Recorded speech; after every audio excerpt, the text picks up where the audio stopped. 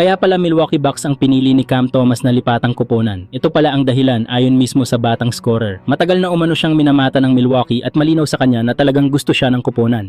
Sinabi niya na ilang taon na daw na interesado ang Bucks sa kanya, kaya nang dumating ang pagkakataon na makapirma bilang free agent, hindi na siya nagdalawang isip pa.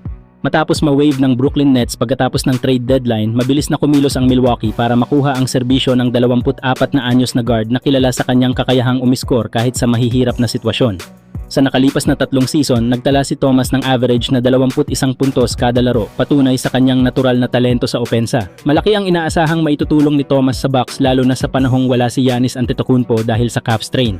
Ipinakita ng numero na hirap ang Milwaukee maka-score kapag wala sa loob ng court si Giannis, kaya ang pagdating ni Thomas ay maituturing na malaking dagdag sa kanilang opensa habang patuloy silang lumalaban para makapasok sa playoff picture bilang ika-12 seed sa Eastern Conference. Sa kabila ng kanyang shooting struggles ngayong season, nananatiling isa si Cam Thomas sa pinakadelikadong scorer sa liga. Para sa kanya, malinaw ang misyon sa Milwaukee, makilala ang mga bagong kakampi, mabilis na makapag-adjust at agad makatulong sa koponan. At para sa Bucks, malinaw din ang mensahe. Hindi pa tapos ang laban sa panahon ni Giannis sa Milwaukee. Samantala, sa gitna ng matinding usapan tungkol sa MVP race ngayong season, isang pangalan ang patuloy na umiingay gabi-gabi sa bawat laban ng Los Angeles Lakers. Isang player na halos buhat ang buong koponan sa kanyang balikat at patuloy na nagpapakita ng pambihirang laro sa bawat pagkakataon. Ito ay walang iba kundi si Luka Doncic. Sa kabila ng kanyang mga numero at epekto sa laro, tila hindi pa rin siya napapabilang sa mga pangunahing usapan para sa MVP.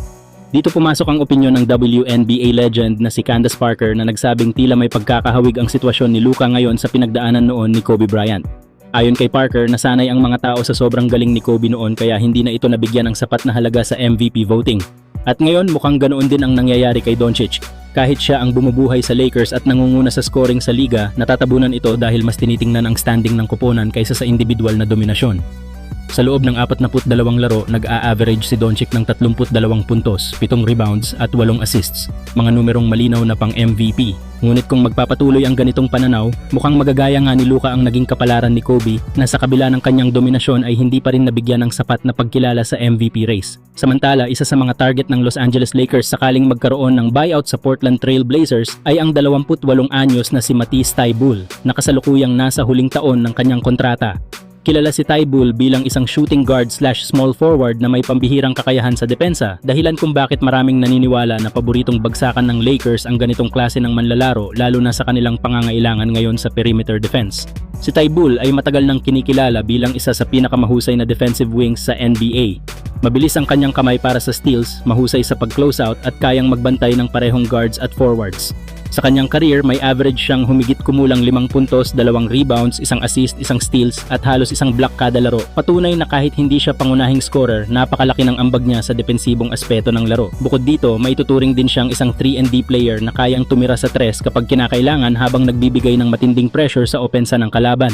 Posibleng maging buyout candidate si Thybulle dahil nasa rebuilding phase ang Portland at mas binibigyan nila ng oras ang kanilang mga batang manlalaro. Dahil expiring na rin ang kanyang kontrata, mas praktikal para sa Blazers na pakawalan siya upang makapagbigay ng mas maraming minuto sa kanilang developing players.